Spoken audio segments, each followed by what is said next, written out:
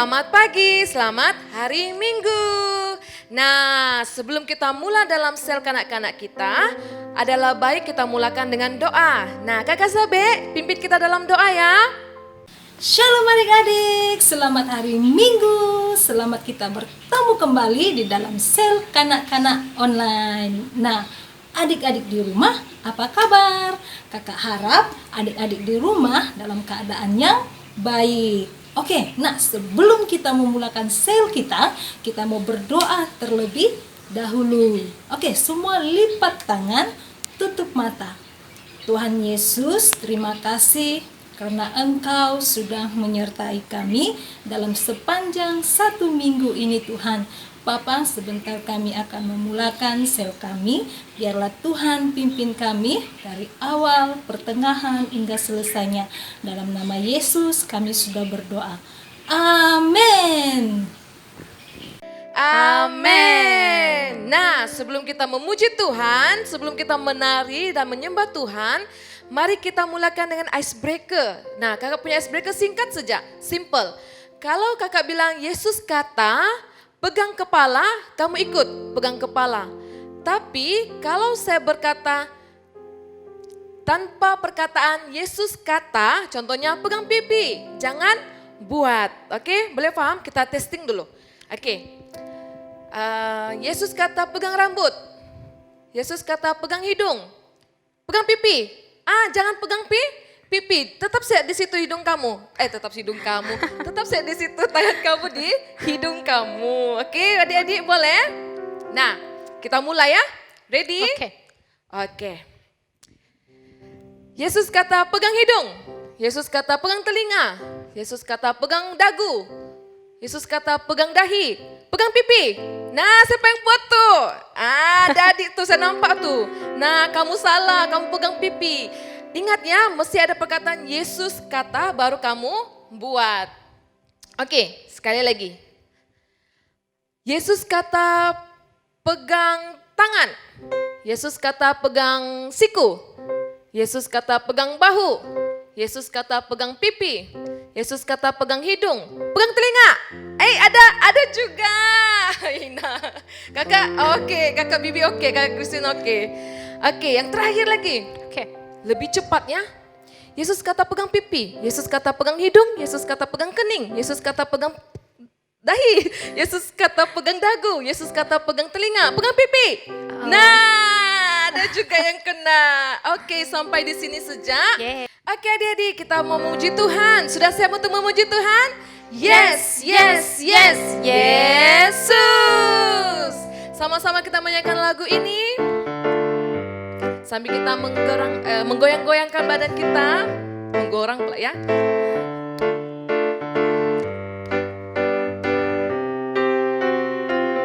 Kasih itu sabar, murah hati, lemah lembut, tak cemburu. Kasih itu memberi sukacita di hati. Kasih itu mengerti, selalu memberi, tiada mencari lemahnya diri. Kasih itu memberi sukacita di hati. Begitu banyaknya cerita tentang kasih-Nya yang sempurna. Marilah kita memberi dunia teladan Kristus di dalam kita.